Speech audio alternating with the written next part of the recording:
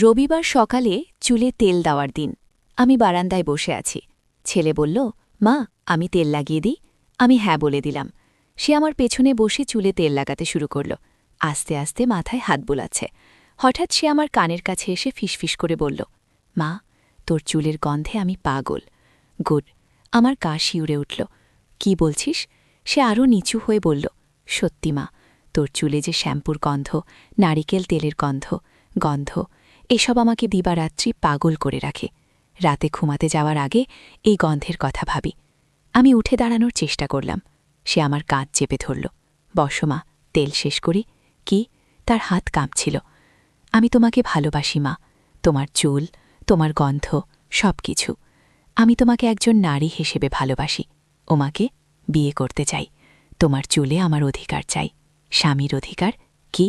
তার নিঃশ্বাস আমার ঘাড়ে লাগছিল। নারিকেল তেলের গন্ধ হঠাৎ ভারী লাগতে শুরু করল।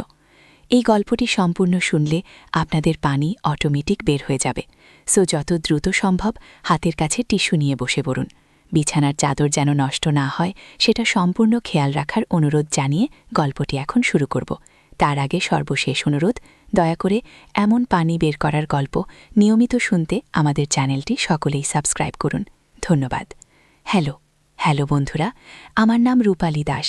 আমার বয়স ৩৮ বছর। আমার স্বামীর নাম রফিক আহমেদ, বয়স ৪৪ বছর। আমাদের ২ সন্তান, তানভীর আর সাকিব। তানভীর ১৭ বছর বয়সী, কলেজে পড়ে। সাকিব ১০ বছর বয়সী, স্কুলে যায়। আমার এই গল্পটা শুরু হয়েছিল সেই রবিবারের সকালে। আজ থেকে ৩ মাস আগের কথা।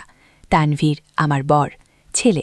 অনেক দিন ধরেই লক্ষ্য করছিলাম সে আমার দিকে অন্যরকমভাবে তাকায়। ভেবেছিলাম হয়তো আমার কল্পনা, কিন্তু সেদিন সকালে যা ঘটল তাতে আমার সব সন্দেহ দূর হয়ে গেল। তানভীর আমাকে বলল, মা, তোর চুলে আমার একটা বিশেষ অনুভূতি কাজ করে। এই অনুভূতিটা আমি বুঝতে পারছি না, কিন্তু এটা আমাকে অস্থির করে তোলে। আমি ভাবলাম ছেলে হয়তো কোনো সমস্যায় আছে, হয়তো কোনো মেয়ের প্রেমে পড়েছে, তাই আমার চুলের গন্ধে তার মনে সেই মেয়ের কথা মনে পড়ছে। আমি বললাম, তানভীর, তুই কি কোনো মেয়ের প্রেমে পড়েছিস? তোর মনে কি কোনো মেয়ের কথা আছে? তানভীর মাথা না। মা, আমার মনে যে মেয়ের কথা আছে সে তুই কি? আমার মাথা ঘুরতে লাগল। কি বলছিস তুই? তানভীর বলল, মা, আমি জানি এটা স্বাভাবিক না, কিন্তু আমি তোকে একজন নারী হিসেবে দেখি। তোর চুলের গন্ধ, তোর কথা বলার ভঙ্গি, তোর হাসি, এসব আমার মনে এমন অনুভূতির জন্ম দেয় যা আমি অন্য কোনো মেয়ের ক্ষেত্রে অনুভব করি না। আমি তৎক্ষণাৎ উঠে দাঁড়ালাম। তানভীর, তুই কি বলছিস? আমি তোর মা, তুই আমার ছেলে। তানভীর বলল, আমি জানি মা, কিন্তু এই অনুভূতিটা আমি নিয়ন্ত্রণ করতে পারি না। আগে আমি ভেবেছিলাম হয়তো ছেলেটার মানসিক কোনো সমস্যা হয়েছে। আমি বললাম, তানভীর, তুই আজকে ডাক্তারের কাছে যাবি। তোর সাথে কোনো মানসিক ডাক্তারের সাথে কথা বলতে হবে। তানভীর বলল, না মা, আমার কোনো সমস্যা নেই, আমি শুধু তোকে ভালোবাসি। ওদিন বিকেলে রফিক অফিস থেকে ফিরল। আমি ভাবলাম তানভীরের ব্যাপারে রফিককে বলবো কিনা, কিন্তু শেষে সিদ্ধান্ত নিলাম বলবো না। হয়তো এটা ছেলেটার একটা ফেজ, কিছুদিন পরে ঠিক হয়ে যাবে। কিন্তু পরের দিন আরও অদ্ভুত ব্যাপার ঘটল। সকালে আমি রান্নাঘরে কাজ করছি। তানভীর এসে আমার পেছনে দাঁড়াল। আমি বুঝতে পারলাম সে আমার পেছনে আছে। আমি বললাম, তানভীর, তুই কেন পেছনে দাঁড়িয়ে আছিস? সামনে এসে দাঁড়া। কি? তানভীর বলল, মা, আমি তোর চুলের গন্ধ নিচ্ছি। এই গন্ধ আমার খুব ভালো লাগে গো। আমি রাগ করে বললাম, তানভীর, তুই এসব কি করছিস? এসব ঠিক না। খেয়ে তানভীর বলল, মা, আমি শুধু তোর কাছে থাকতে চাই, তোর সাথে কথা বলতে চাই। তুই আমার কাছে একজন সাধারণ মেয়ের মতো। আমি বললাম, আমি তোর মা তানভীর, এটা ভুলে যাস নাই। তানভীর বলল, মা, তুই যদি আমার মা না হতিস আমি তোকে বিয়ে করতাম। আমি তোকে আমার স্ত্রী বানাতে চাই। এই কথা শুনে আমার পা কাঁপতে লাগল। আমি বুঝতে পারলাম ছেলেটার মনে সত্যিই কোনো সমস্যা হয়েছে। আমি সেদিন রাতে রফিকের সাথে কথা বলার সিদ্ধান্ত নিলাম। রাতে রফিক যখন ঘুমানোর জন্য প্রস্তুত হচ্ছিল, আমি তার কাছে গিয়ে বসলাম। আমি বললাম, রফিক, তানভীরের ব্যাপারে আমার সাথে কথা বলতে হবে। রফিক বলল, কি হয়েছে তানভীরের? আমি সবকিছু খুলে বললাম। রফিক শুনে অবাক হল। সে বলল, এটা কি ব্যাপার? ছেলেটার মাথা খারাপ হয়ে গেছে নাকি? আমি বললাম, আমিও তাই ভাবছি, হয়তো মানসিক কোনো সমস্যা হয়েছে। রফিক বলল, আগামীকাল আমি তানভীরের সাথে কথা বলবো, তারপর ডাক্তারের কাছে নিয়ে যাব। পরের দিন সকালে রফিক তানভীরকে ডেকে নিয়ে বসল। রফিক বলল, তানভীর, তোর মার সাথে তোর যে ব্যাপার সেটা আমি শুনেছি। এটা কি? তানভীর বলল, বাবা, আমি মাকে একজন নারী হিসেবে ভালোবাসি, এটা আমার কাছে স্বাভাবিক মনে হয়। রফিক রেগে গেল। স্বাভাবিক?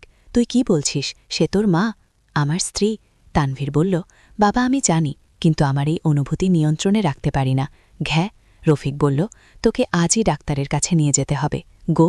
তানভীর বলল, বাবা, আমার কোনো চিকিৎসা লাগবে না, আমি শুধু মাকে ভালোবাসি, এটাই। রফিক আরও রেগে গেল। তুই ভাবছিস তোর মাকে তুই কি বিয়ে করবি? তানভর বলল, হ্যাঁ, যদি পারতাম গো। রফিক হাতে তানভীরকে একটা চড় মারল।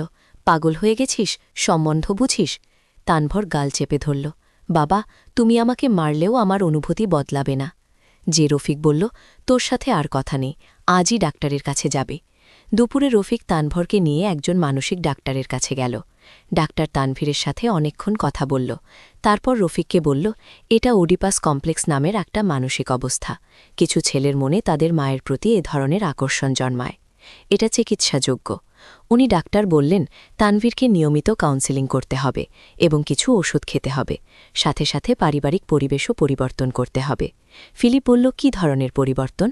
ডাক্তার বলল, তানভীরকে তার মায়ের কাছ থেকে দূরে রাখতে হবে, সম্ভব হলে অন্য কোথাও পাঠিয়ে দিন। আমরা ঠিক করলাম তানভীরকে তার নানার বাড়িতে পাঠিয়ে দেব। নানার বাড়ি সিলেটে। সেখানে গিয়ে সে পড়াশোনা চালিয়ে যেতে পারবে এবং আমার কাছ থেকে দূরে থাকবে। তানভর যেতে চাইল না। সে বলল, মা, আমি তোর কাছ থেকে দূরে যেতে চাই না, আমি তোর কাছেই থাকব। আমি বললাম, তানভর, এটা তোর ভালোর জন্য, তুই সিলেটে গিয়ে সুস্থ হয়ে ফিরবি। তানভীর কাঁদতে শুরু করল। মা, আমাকে যেতে বলো না। কিন্তু আমরা দৃঢ় থাকলাম। সপ্তাহখানিক পরে রফিক তানভীরকে সিলেটের নানার বাড়িতে পৌঁছে দিয়ে আসল। তানভীর যাওয়ার সময় কাঁদছিল। মা, আমি তোকে ভুলতে পারব না, তুই আমার প্রথম এবং শেষ ভালোবাসা। তানভর চলে যাওয়ার পরে আমাদের ঘরে একটা নীরবতা নেমে এলো। সাকিব মাঝে মাঝে জিজ্ঞেস করত, মা, তানভর ভাই কবে আসবে? আমি বলতাম, শীঘ্রই আসবে, কিন্তু আমি নিজেও জানতাম না সে কবে আসবে। মাস দুয়েক পরে নানু ফোন করে জানাল, তানভরের অবস্থা ভালো হচ্ছে। সে নিয়মিত ডাক্তারের কাছে যাচ্ছে, পড়াশোনাও ভালো করছে। তবে এখনও মাঝে মাঝে আমার কথা বলে, আমার ছবি দেখে কাঁদে। আমার মনও খারাপ হতো। যতই বলি তানভীরের মানসিক সমস্যা ছিল, সে আমার ছেলে, আমার সন্তান, তাকে দূরে পাঠিয়ে দিয়ে আমার মন খারাপ হতো। রফিকও মাঝে মাঝে বলত, রূপালি, তানভীরকে ফিরিয়ে আনি, হয়তো এতদিনে ভালো হয়ে গেছে গিয়ে। কিন্তু ডাক্তার বলেছিল অন্তত 6 মাস দূরে রাখতে, তাই আমরা অপেক্ষা করছিলাম। এর মধ্যে আরেকটা ঘটনা ঘটল। সাকিবের আচরণেও পরিবর্তন আসতে শুরু করল। সাকিব হঠাৎ হঠাৎ আমার কাছে এসে জড়িয়ে ধরতে শুরু করল। প্রথমে ভেবেছিলাম ভাইজের অনুপস্থিতিতে সে আমার কাছে বেশি আসছে, কিন্তু কিছুদিন পরে বুঝলাম এর পেছনে অন্য কারণ আছে। একদিন সকালে সাকিব আমার কাছে এসে বলল, মা, আমি তোর মতো একটা বউ চাই। আমি অবাক হয়ে বললাম, কি বলছিস সাকিব? সে বলল, মা, তুই এত সুন্দর, তোর মতো একটা মেয়ে আমি বিয়ে করব গো। আমি ভাবলাম এটা স্বাভাবিক, ছোট ছেলেরা মাঝে মাঝে এরকম কথা বলে। কিন্তু কিছুদিন পরে সাকিবের কথাবার্তা আরও অদ্ভুত হতে শুরু করল। সে বলল, মা, আমি যখন বর হব তখন তোকে বিয়ে করব গো। আমি চমকে গেলাম। সাকিব, তুই কি বলছিস? আমি তো তোর মা। সাকিব বলল, মা, তুই আমার প্রিয় মানুষ, আমি তোকে বিয়ে করতে চাই। মনে হলো আবার সেই একই সমস্যা। তানভীরের পরে এবার সাকিবের মধ্যেও একই রকম অনুভূতি জেগেছে। আমি ভয় পেয়ে গেলাম, 2 ছেলের মধ্যেই একই সমস্যা, এটা কিভাবে সম্ভব? আমি রফিককে বলতে গেলাম, কিন্তু রফিক বলল, রূপালি, সাকিব এখনও ছোট, ছোট বাচ্চারা এসব বলে, এটা স্বাভাবিক। আমি বললাম, কিন্তু তানভীরের কথা মনে কর, সেও তো ছোটবেলা থেকে এমন আচরণ করত যে রফিক বলল, সাকিব আলাদা, সেও ঠিক হয়ে যাবে গু। কিন্তু দিন যত যেতে লাগল, সাকিবের আচরণ আরও বিচিত্র হতে লাগল। সে আমার সাথে শুতে চাইত, আমার হাত ধরে রাখত, আমার চুলে হাত বুলাত। এসব দেখে আমার ভয় আরও বেড়ে গেল। একদিন সাকিব আমাকে জিজ্ঞেস করল, মা, বাবা কি তোকে ভালোবাসে? আমি বললাম, হ্যাঁ, অবশ্যই। ও সাকিব বলল, আমিও তোকে ভালোবাসি, আমার ভালোবাসা বাবার চেয়ে বেশি। আমি বললাম, সাকিব তুই ছোট বাচ্চা, তুই এসব কি বুঝিস? সাকিব বলল, মা আমি বুঝি, আমি তোকে বিয়ে করব। আমি আর পারছিলাম না। আমি রফিককে বললাম, রফিক সাকিবকেও ডাক্তারের কাছে নিয়ে যেতে হবে, এটা স্বাভাবিক না। যে রফিক এবার আমার কথায় রাজি হল। আমরা সাকিবকেও সেই মানসিক ডাক্তারের কাছে নিয়ে গেলাম। ডাক্তার সাকিবের সাথে কথা বলল, তারপর আমাদের বলল, এটা অস্বাভাবিক, দুই ভাইদের মধ্যে একই সমস্যা, সাধারণত এরকম হয় না। যে ডাক্তার আরও বলল, হয়তো পারিবারিক পরিবেশে এমন কিছু আছে যা এই সমস্যার জন্ম দিচ্ছে। আমি জিজ্ঞেস করলাম, কী ধরনের পারিবারিক পরিবেশ? ডাক্তার বলল, হয়তো মায়ের আচরণ, পোশাক আশাক বা কথাবার্তায় এমন কিছু আছে যা ছেলেদের মনে ভুল ধারণার জন্ম দিচ্ছে। আমি বললাম, আমি তো সাধারণ মায়ের মতোই আচরণ করি। ও ডাক্তার বলল, আপনি একটু লক্ষ্য করে দেখুন, আপনার পোশাক, আপনার কথাবার্তা, আপনার ছেলেদের সাথে মিশে যাওয়ার ধরন, হয়তো কোনো ব্যাপারে আপনি অতিরিক্ত উদার। আমি ভাবতে লাগলাম কি হতে পারে। বাড়িতে ফিরে রফিকের সাথে আলোচনা করলাম। রফিক বলল, রূপালি তুই কি মনে করিস তোর আচরণে কোনো সমস্যা আছে? আমি বললাম, আমি জানি না, আমি তো সব মায়ের মতোই আচরণ করি। রফিক বলল, হয়তো আমাদের কিছু পরিবর্তন আনতে হবে। আমি সিদ্ধান্ত নিলাম নিজেকে পরিবর্তন করব। আমি ছেলেদের সাথে দূরত্ব বজায় রাখব, তাদের সাথে বেশি মিশব না, পোশাক আশাকেও সতর্ক থাকব। হয়তো এতে কিছু উপকার হবে।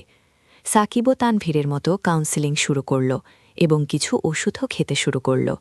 ডাক্তার বলল, সাকিব এখনও ছোট, তাই তার সুস্থ হওয়ার সম্ভাবনা বেশি। এর মধ্যে আরেকটা ঘটনা ঘটল। আমার ছোট বোন লতা আমাদের বাড়িতে বেড়াতে এলো। লতার বয়স ২৫ বছর, সে অবিবাহিত। লতা আমাদের বাড়িতে এলো সাকিবকে দেখতে, সাকিবের সাথে খেলাধুলা করতে। কিন্তু অদ্ভুত ব্যাপার হল, লতা আসার পরে সাকিবের আচরণে পরিবর্তন আসলো। সে আমার চেয়ে লতার সাথে বেশি সময় কাটাতে শুরু করল। লতার সাথে খেলতে, গল্প করতে এবং আমার প্রতি তার আগ্রহ কমে গেল। আমি প্রথমে খুশি হলাম, ভাবলাম সাকিবের সমস্যা হয়তো কমে যাচ্ছে। কিন্তু কিছুদিন পরে বুঝলাম আসল ব্যাপার কি। সাকিব লতার প্রতি আকৃষ্ট হয়েছে এবং লতাও সাকিবের সাথে অতিরিক্ত মিশছে। একদিন আমি দেখলাম লতা সাকিবকে কোলে নিয়ে বসে আছে, সাকিবের মাথায় হাত বুলাচ্ছে। সাকিবও লতার গলা জড়িয়ে ধরে আছে। আমি বিরক্ত হলাম। লতা, সাকিবকে এভাবে কোলে নিস না, সে বড় হয়ে গেছে গিউ। লতা বলল, আপা সাকিব তো এখনও ছোট, কোলে নিলে কি হয়? আমি বললাম, তুই বুঝবি না, সাকিবের কিছু সমস্যা আছে, তাকে দূরত্ব রেখে চলতে হয়। খেলতা অবাক হয়ে বলল, কি সমস্যা? আমি সব কিছু খুলে বললাম। লতা শুনে হেসে ফেলল। আপা তুই পাগল হয়ে গেছিস, ১০ বছরের বাচ্চার আবার কি সমস্যা, এসব স্বাভাবিক। আমি বললাম, তুই বুঝবি না, লতা তানভীরের ক্ষেত্রে কি হয়েছিল দেখেছিস কি? লতা বলল, তানভীর আলাদা ব্যাপার ছিল, সাকিব ভালো। কিন্তু আমি লক্ষ্য করলাম লতার আচরণেও কিছু অস্বাভাবিকতা আছে। সে সাকিবের সাথে অতিরিক্ত আদর করে, তার সাথে একা একা কথা বলে, এমনকি রাতে সাকিবের ঘরে গিয়ে গল্প করে। এসব দেখে আমার সন্দেহ হতে লাগল। একদিন রাতে আমি লতার ঘরের দিকে যাচ্ছিলাম, দেখলাম সাকিব লতার ঘরে ঢুকছে। আমি চুপি চুপি কাছে গিয়ে দেখলাম সাকিব লতার বিছানায় শুয়ে আছে। লতাও তার পাশে শুয়ে তার মাথায় হাত বুলাচ্ছে। আমি রেগে গেলাম। আমি দরজায় টোকা দিলাম, লতা দরজা খোল। ও লতা দরজা খোল। আমি বললাম, সাকিব তোর ঘরে কি করছে? লতা বলল, আপা সাকিব ঘুমাতে পারছিল না, তাই আমার ঘরে এসেছে। আমি সাকিবকে বললাম, সাকিব তুই তোর ঘরে গিয়ে ঘুমা। সাকিব বলল, মা লতা খালার সাথে আমার ভালো লাগে, আমি তার সাথে ঘুমাবো। আমি রেগে বললাম, তুই তোর ঘরে যা এখনই। সাকিব কাঁদতে কাঁদতে তার ঘরে গেল। আমি লতাকে বললাম, লতা তুই সাকিবের সাথে এভাবে মিশিস নাকি? লতা বলল, আপা তুই কি ভাবছিস আমি সাকিবকে ভাই মনে করি? আমি বললাম, তুই যাই ভাবিস, সাকিবের মনে ভুল ধারণা হতে পারে, সে এখনও ছোট, বোঝে না। লতা বলল, আপা তুই অতিরিক্ত চিন্তা করছিস, কিন্তু আমার সন্দেহ আরও বেড়ে গেল যখন দেখলাম সাকিব এখন আমার চেয়ে লতার কথাই বেশি বলে। লতা খালা এটা বলেছে, লতা খালা ওটা করেছে কি, এমনকি সে বলল, মা আমি লতা খালাকে বিয়ে করব। আমি বললাম, কি বলছিস তুই সাকিব? বলল, লতা খালা আমার খুব প্রিয়, আমি তাকে বিয়ে করব। এবার আমি নিশ্চিত হলাম সাকিবের সমস্যা কমেনি, বরং স্থানান্তরিত হয়েছে। সে এখন আমার পরিবর্তে লতার প্রতি আকৃষ্ট। আমি রফিককে বললাম, রফিকও চিন্তিত হল। সে বলল, লতাকে এখনই বাড়ি পাঠিয়ে দিতে হবে। ও আমি লতাকে বললাম সে যেন তার বাড়ি চলে যায়। লতা বলল, কেন আপা, আমি কি ভুল করেছি? আমি বললাম, তুই কিছু ভুল করিসনি, কিন্তু সাকিবের জন্য এটা ভালো না। লতা বলল, আপা তুই সাকিবকে নিয়ে অতিরিক্ত চিন্তা করছিস, এসব স্বাভাবিক। কিন্তু আমি দৃঢ় থাকলাম। কয়েকদিন পরে তার বাড়ি চলে গেল লতা। যাওয়ার পরে সাকিব খুব কান্নাকাটি করল। মা, লতা খালা কেন চলে গেল? তাকে ফিরিয়ে আনো। আমি বললাম, সাকিব, লতা খালার নিজের কাজ আছে, সে তার বাড়ি গেছে। গিয়ে সাকিব কয়েকদিন খুব মন খারাপ করে রইল, খাওয়া দাওয়া কমিয়ে দিল, পড়াশোনায় মন নেই, সারাদিন লতার কথা বলে। আমি ভাবলাম হয়তো কিছুদিন পরে সে ভুলে যাবে। এর মধ্যে তানভীরের খবর আসো। নানু জানালো তানভীরের অবস্থা অনেক ভালো হয়েছে, সে এখন স্বাভাবিক আচরণ করছে, আমার কথা খুব একটা বলে না, নতুন বন্ধুবান্ধব হয়েছে, পড়াশোনাও ভালো করছে। ডাক্তার বলেছে আর 2 মাস পরে তাকে বাড়ি পাঠানো যেতে পারে। আমি খুশি হলাম, অন্তত তানভীর সুস্থ হয়েছে। এখন সাকিবের ব্যাপারে ফোকাস করতে হবে। সাকিবের কাউন্সেলিং চলছে, ডাক্তার বলল সে আস্তে আস্তে ভালো হচ্ছে। তবে লতার চলে যাওয়ার পরে তার মধ্যে একটা বিষণ্ণতা এসেছে।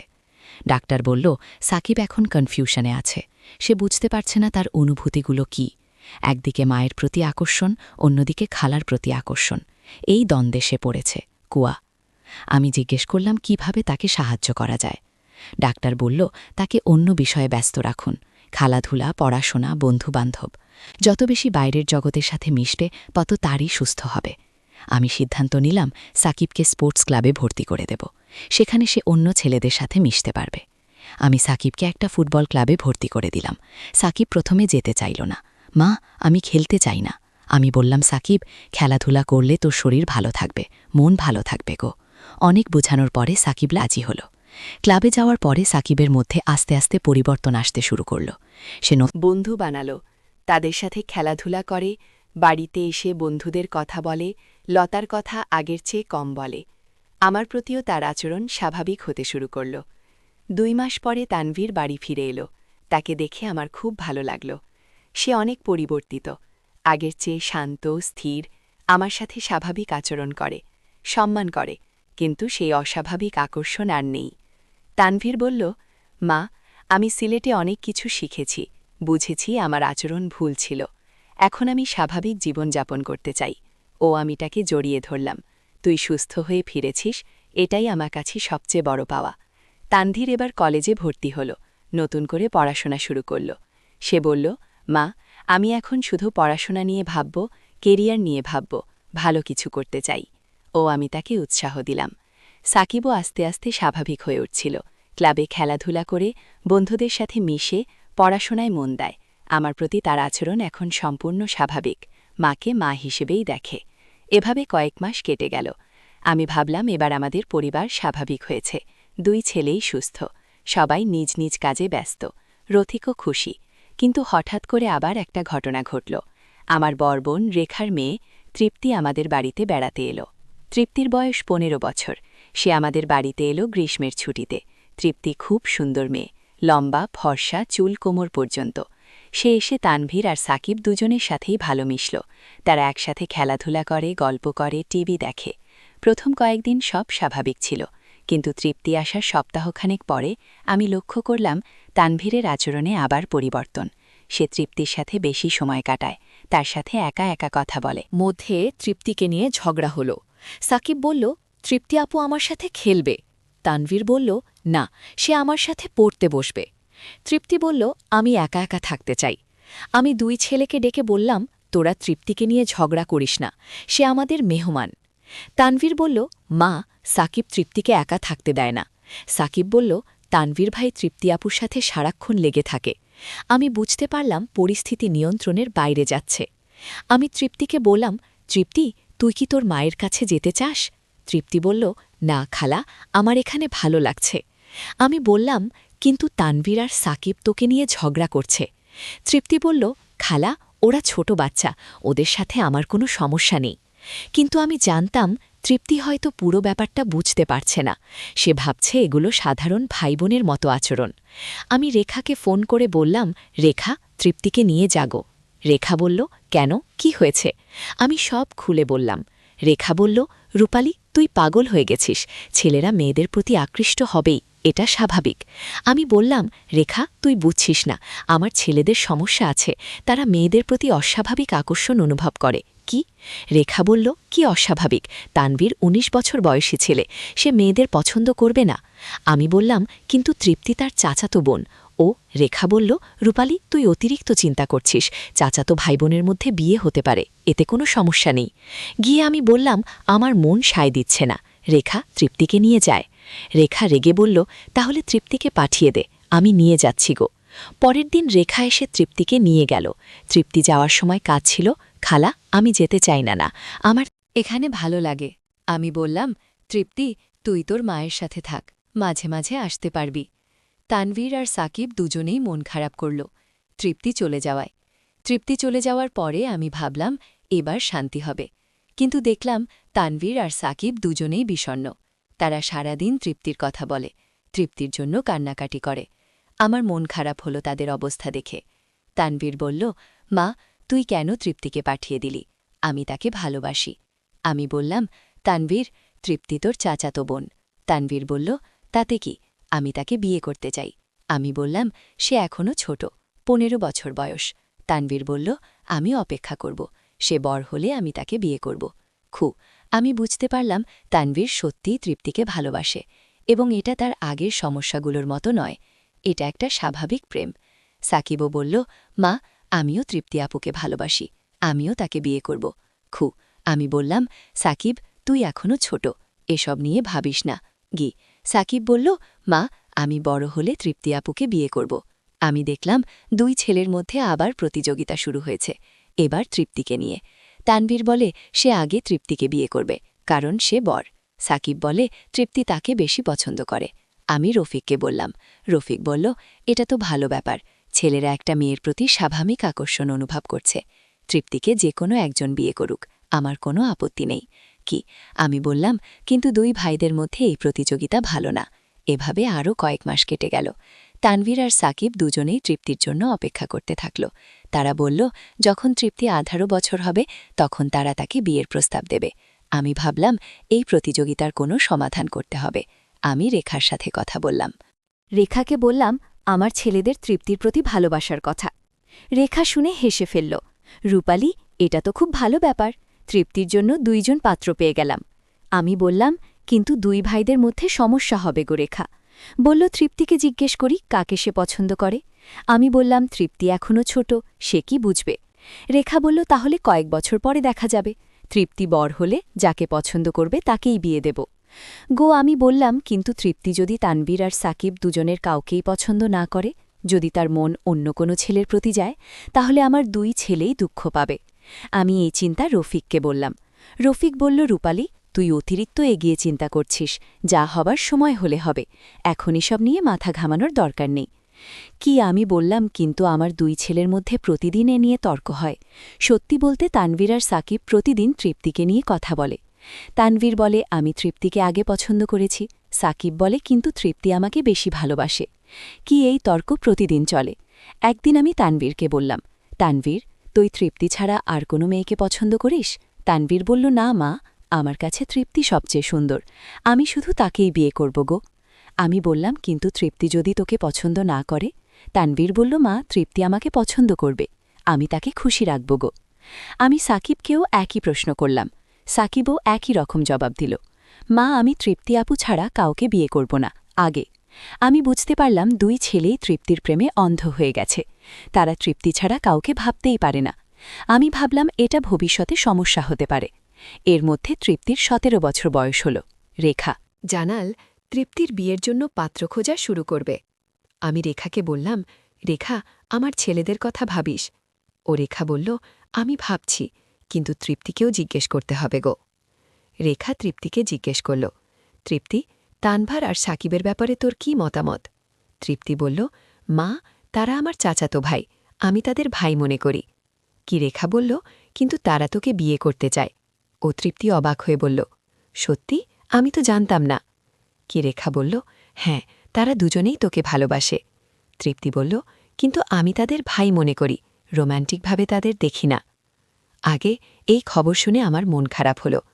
আমি জানতাম আমার দুই ছেলে খুব দুঃখ পাবে। আমি রেখাকে বললাম, রেখা, তৃপ্তিকে একবার ভাবতে বলতো, সময় পেলে তার মন পরিবর্তন হবে। কি রেখা বলল, রূপালি, মেয়েদের জোর করা যায় না, তৃপ্তি যাকে পছন্দ করবে তাকেই বিয়ে করবে গো। আমি বললাম, তাহলে তৃপ্তি কাকে পছন্দ করে? রেখা বলল, সে বলেছে এখনও কাউকে ভালো লাগে না, কলেজে পড়ছে, পড়াশোনা নিয়ে ব্যস্ত। আমি ভাবলাম হয়তো এটাই ভালো। তৃপ্তি যদি আমার ছেলেদের কাউকে পছন্দ না করে তাহলে ভবিষ্যতের সমস্যা কম হবে, কিন্তু আমার ছেলেদের মানসিক অবস্থার কথা ভেবে চিন্তিত হলাম। আমি তানভারকে ভালো করে বোঝানোর চেষ্টা করলাম। তানভার, তৃপ্তি তোকে ভাই মনে করে, সে তোর সাথে বিয়ে করতে চায় না। তানভার শুনে কেঁদে ফেলল। মা, এটা হতে পারে না, আমি তৃপ্তি ছাড়া বাঁচতে পারব না। আমি বললাম, তানভার, পৃথিবীতে আরও অনেক মেয়ে আছে, তুই অন্য কাউকে পছন্দ করতে পারবি। তানভার বলল, না মা, আমার কাছে তৃপ্তি একমাত্র, আমি তাকে বোঝানোর চেষ্টা করব।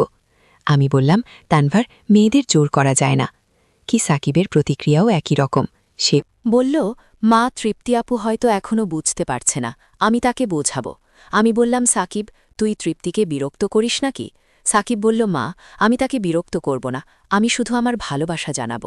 দুই ছেলেই তৃপ্তিকে ফোন করা শুরু করল। প্রতিদিন তারা তৃপ্তিকে ফোন দেয়, তার সাথে কথা বলে, তাকে বোঝানোর চেষ্টা করে। তৃপ্তি প্রথমে ভদ্রতার সাথে তাদের কথা শুনুন, কিন্তু পরে বিরক্ত হয়ে গেল। একদিন তৃপ্তি রেখাকে বলল, মা, তানভীর আর সাকিব ভাই প্রতিদিন আমাকে ফোন করে, আমি বিরক্ত হয়ে গেছি। গিয়ে রেখা আমাকে ফোন করে বলল, রূপালি, তোর ছেলেদের বল তৃপ্তিকে যেন বিরক্ত না করে। আমি তানভীর আর সাকিবকে বললাম, তোরা তৃপ্তিকে এত ফোন করিস না, সে বিরক্ত হয়ে গেছে খুব। তানভীর বলল, মা, আমি তাকে বোঝানোর চেষ্টা করছি। ও, আমি বললাম, তানভীর, মেয়েদের পছন্দ করতে বাধ্য করা যায় না। কিন্তু দুই ছেলেই আমার কথা শুনল না, তারা আরও বেশি করে তৃপ্তিকে ফোন করা শুরু করল, এমনকি তৃপ্তির বাড়িতে যাওয়ার কথাও বলল। আমি তাদের বারণ করলাম, তোরা তৃপ্তির বাড়িতে যাবি না, তার পরিবার অস্বস্তিতে পড়বে। গিয়ে একদিন রেখা রাগ করে আমাকে ফোন করল, রূপালি, তোর ছেলেরা তৃপ্তিকে স্টক করছে, প্রতিদিন 10 বার করে ফোন দেয়, তৃপ্তি পড়াশোনা করতে পারছে না। গিয়ে আমি লজ্জা পেলাম, রেখা, আমি তাদের বলবো। আমি তানভীর আর সাকিবকে খুব রাগ করে বললাম, তোরা তৃপ্তিকে বিরক্ত করা বন্ধ কর, সে তোদের পছন্দ করে না, এটা মেনে নিয়ে এগিয়ে যাক। তানভীর বলল, মা, আমি তাকে ছাড়তে পারব না। সাকিবও একই কথা বলল। আমি দেখলাম দুই ছেলেই তৃপ্তির প্রেমে অন্ধ হয়ে গেছে, তারা বাস্তবতা মানতে চায় না। আমি ভাবলাম এভাবে চলতে থাকলে তৃপ্তির পরিবারের সাথে আমাদের সম্পর্ক খারাপ হয়ে যাবে। আমি আবার মানসিক ডাক্তারের কাছে গেলাম। ডাক্তারকে সব খুলে বললাম। ডাক্তার বলল, এটা অবশেষণ হয়ে গেছে। তানভীর আর সাকিব দুজনেই তৃপ্তির ব্যাপারে অবশিষ্ট, এটা স্বাস্থ্যকর না। গিয়ে আমি জিজ্ঞেস করলাম, এর চিকিৎসা কি? ডাক্তার বলল, তাদের মনোযোগ অন্যদিকে ঘুরিয়ে দিতে হবে, নতুন কাজে ব্যস্ত রাখতে হবে এবং তৃপ্তির থেকে সম্পূর্ণ দূরে রাখতে হবে। আমি বললাম, কিন্তু তৃপ্তি আমাদের আত্মীয়, পুরোপুরি দূরে রাখা সম্ভব নাকি? ডাক্তার বলল, তাহলে অন্ত কিছু সময়ের জন্য দূরে রাখুন, তাদের মন থেকে তৃপ্তির কথা ভুলিয়ে দিতে হবে। আমি ভাবলাম কিভাবে সেটা করা যায়। আমি রফিকের সাথে পরামর্শ করলাম।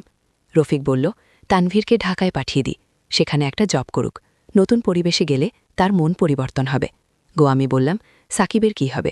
রফিক বলল, সাকিবকেও বোর্ডিং স্কুলে দিয়ে দিই। প্ল্যান ভালো মনে করলাম, কিন্তু দুই ছেলেই যেতে চাইল না। তানভীর বলল, মা, আমি ঢাকা যাব না, আমি তৃপ্তির কাছে থাকব। সাকিব বলল, মা, আমি বোর্ডিং স্কুলে যাব না। আমি বললাম, তোদের যেতে হবে, এটা তোদের ভালোর জন্য। কিন্তু তারা কোনোভাবেই রাজি হল না। তারা বলল, তৃপ্তি ছাড়া তারা কোথাও যাবে না। আমি বুঝতে পারলাম তাদের মানসিক অবস্থা খুবই খারাপ, তারা বাস্তবতার সাথে সংযোগ হারিয়ে ফেলেছে। এই অবস্থায় হঠাৎ একদিন একটা খবর পেলাম। রেখা জানালো, তৃপ্তির একটা ছেলের সাথে প্রেম হয়েছে।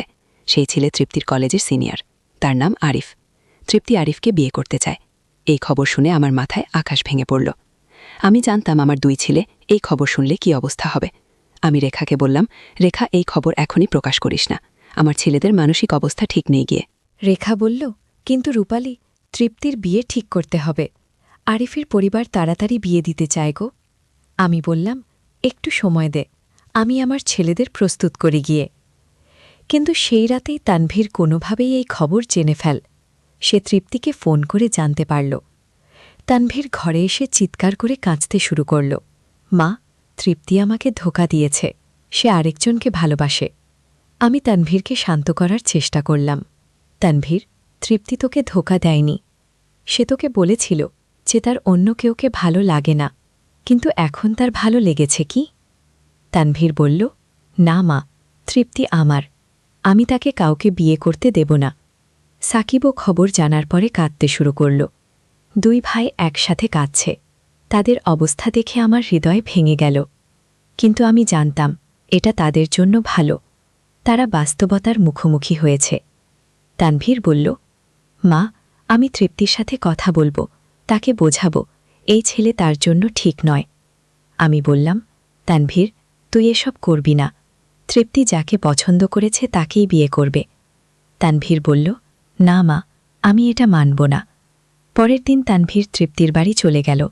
আমি বারণ করেছিলাম, কিন্তু সে শুনল না। সে তৃপ্তির সাথে দেখা করে তাকে বোঝানোর চেষ্টা করল। তৃপ্তি রেগে গিয়ে তানভীরকে বলল, তানভীর ভাই, আমি আরিফকে ভালোবাসি, আমি তাকেই বিয়ে করব। তানভীর বলল, তৃপ্তি, তুই আমাকে একবার সুযোগ দে, আমি তোকে অনেক ভালোবাসি। তৃপ্তি বলল, তানভীর ভাই, আমি তোমাকে ভাই মনে করি, এর বেশি কিছু না। কি? তানভীর বলল, কিন্তু আমি তোকে একজন মেয়ে হিসেবে ভালোবাসি। তৃপ্তি অস্বস্তি বোধ করল। সে তানভীরকে বলল, তানভীর ভাই, তুমি এসব কথা বলো না, আমার খারাপ লাগে। তানভীর বলল, তৃপ্তি, আমি তোকে ছাড়া বাঁচতে পারব না। তুই আরিফকে ভুলে যা, আমাকে বিয়ে কর। তৃপ্তি রেগে গিয়ে বলল, তানভীর ভাই, তুমি আমার বাড়ি থেকে চলে যাও, আমি তোমার সাথে এ নিয়ে আর কথা বলতে চাই না। কি? তানভীর কান্নায় ভেঙে পড়ল। তৃপ্তি, তুই আমাকে এভাবে ফেলে দিতে পারিস না। আগে রেখা এসে তানভীরকে বলল, তানভীর, তুই বাড়ি চলে যা, তৃপ্তিকে বিরক্ত করিস না। কি? তানভীর কাঁদতে কাঁদতে বাড়ি ফিরে এলো। সে এসে আমাকে বলল, মা, তৃপ্তি আমার কথা শুনল না, সে আরিফকেই বিয়ে করবে। আমি তানভীরকে সান্ত্বনা দেওয়ার চেষ্টা করলাম, তানভীর, এটাই জীবন, সবাই আমাদের কথা মতো চলে না, তৃপ্তির নিজের পছন্দ আছে। তানভীর বলল, মা, আমি মরে যাব, তৃপ্তি ছাড়া আমি বাঁচতে পারব না। আগে সাকিবও তৃপ্তির বাড়ি যেতে চাইল, কিন্তু আমি তাকে যেতে দিলাম না। আমি বললাম, সাকিব, তুই তৃপ্তিকে বিরক্ত করবি না, সে তোর সাথে কথা বলতে চায় না। ইকিব কাঁদতে কাঁদতে বলল, মা, তৃপ্তি আপু আমাদের ভুলে গেছে। 2 সপ্তাহ পরে তৃপ্তির বিয়ে ঠিক হয়ে গেল। রেখা জানালো, আগামী মাসেই বিয়ে হবে। আমার 2 ছেলে এই খবরে ভেঙে পড়ল। তারা খাওয়া দাওয়া বন্ধ করে দিল। পড়াশোনায় মন নেই, সারাদিন ঘরে বসে কান্নাকাটি করে। আমি ডাক্তারের কাছে নিয়ে গেলাম। ডাক্তার বলল, এরা ডিপ্রেশনে চলে গেছে, অ্যান্টি ডিপ্রেশন দিতে হবে। আমি চিন্তিত হয়ে গেলাম আমার ছেলেদের এমন অবস্থা দেখে। তৃপ্তির বিয়ের দিন আমার 2 ছেলেই বিয়েতে যেতে চাইল না। তারা বলল, মা, আমরা তৃপ্তির বিয়ে দেখতে পারব না। আমিও যাইনি। রফিক একাই গিয়েছিল। রফিক বিয়ে থেকে ফিরে বলল, তৃপ্তি খুব সুন্দর লাগছিল, আরিফও ভালো ছেলে মনে হলো। কি? আমি বললাম, ছেলেদের কাছে এসব কথা বলিস না যে। রফিক বলল, তাদের এখন বাস্তবতার সাথে মানিয়ে নিতে হবে। কিন্তু আমার ছেলেরা বাস্তবতা মানিয়ে নিতে পারল না। তারা আরও বেশি ডিপ্রেশনে চলে গেল। তানভীর একদিন বলল, মা, আমি আর বাঁচতে চাই না। আমি ভয় পেয়ে গেলাম। আমি তানভীরকে হাসপাতালে ভর্তি করলাম। ডাক্তার বলল, তানভীরের সুইসাইডাল টেন্ডেন্সি দেখা দিয়েছে, তাকে পর্যবেক্ষণে রাখতে হবে। আমার মাথায় আকাশ ভেঙে পড়ল। আমার ছেলে আত্মহত্যার কথা ভাবছে। সাকিবেরও একই অবস্থা। সে বলল, মা, তৃপ্তি আপু ছাড়া জীবন অর্থহীন। আমি সাকিবকেও ডাক্তারের তত্ত্বাবধানে রাখলাম। আমি রাত দিন হাসপাতাল কাটাতে শুরু করলাম। রফিক বলল, রূপালী, এই অবস্থায় আমাদের কোথাও চলে যাওয়া উচিত। ছেলেরা